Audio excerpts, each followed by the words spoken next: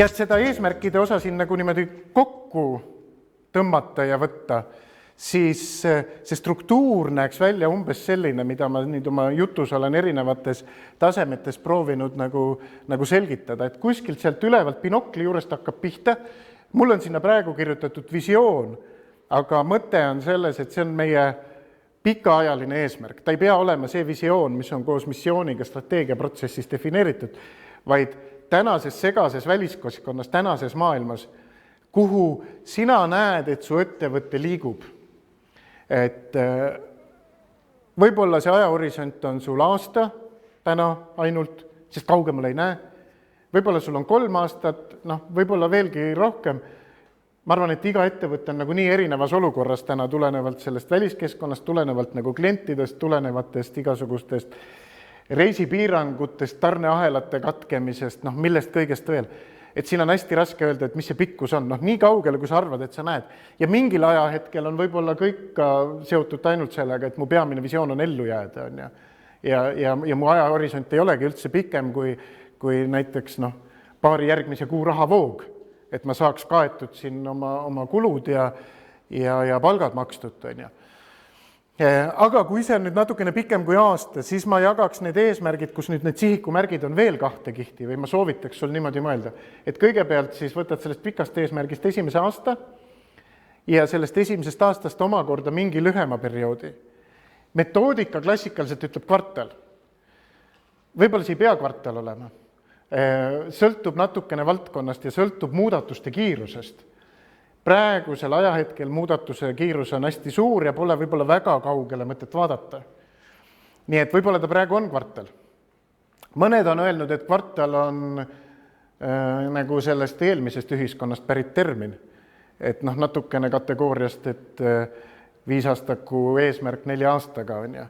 Et mõned on kasutanud 100 päeva. Et kui see semantiline küsimus tuleb, eks ju, et kui sa ütled 100 päeva, siis see tundub, et peab kohe tegutsema hakkama. Kvartal on nagu mingi bürokraatlik plaan kuskil kellegi teise jaoks.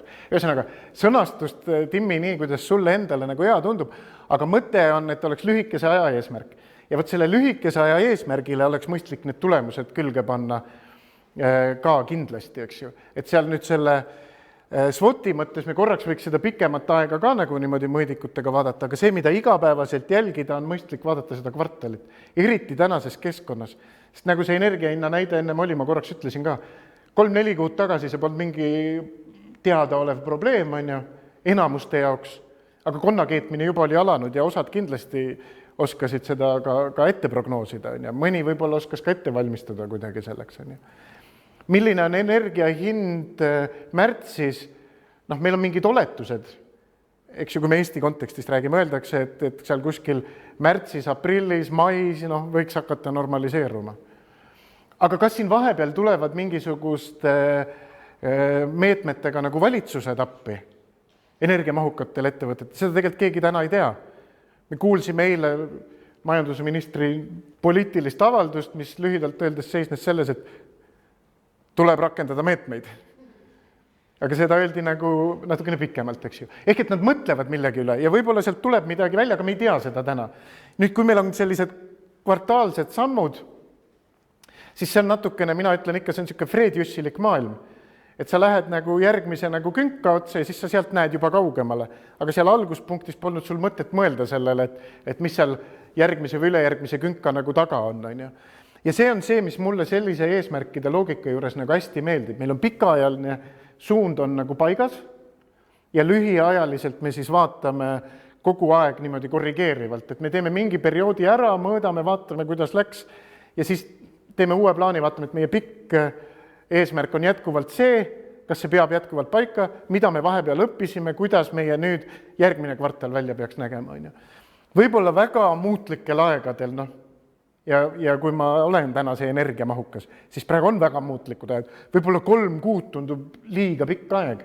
Siis võta veel lühem aeg, eks. Ehk et vaata, milline on see periood, mis nagu toetab sind. Ja siis seal kõige all on alles need tegevused. Ja võib-olla, kui sa nüüd kuulad, tundub see kõik hästi lihtne ja loogiline ja mõtled, et ma olen alati nii teinud, siis on väga äge. Aga enamus organisatsioone kipuvad tegelikult mõtlema nii, et nendel on eesmärk ja siis nad mõtlevad, et mis on need tegevused, mida me peaks tegema. Ehk et tal on sealt see, kus siin on need diagrammi tulbad, eks ju, see võtmetulemuste rida, see tuleb nagu alles pärast tegevusi. Ja nii võib ka, mina ei ütle, et see on kuidagi üks on õige, teine on vale, aga sisu mõte töötab nii, et mis on mu eesmärk, nii mis ma tegema hakkan ja kuidas ma seda tegevust saaks mõõta ja kuhu see mind siis viib. Aga teine on see, et sa mõtled oma seal eesmärkide tasandil ja sa mõtled, et läbi milliste mõõdikute ma seda eesmärki saan defineerida ja kui palju üks või teine näitaja peab ühest punktist teise liikuma ja sealt siis jõudma selleni, et milliseid tegevusi ma pean tegema selleks.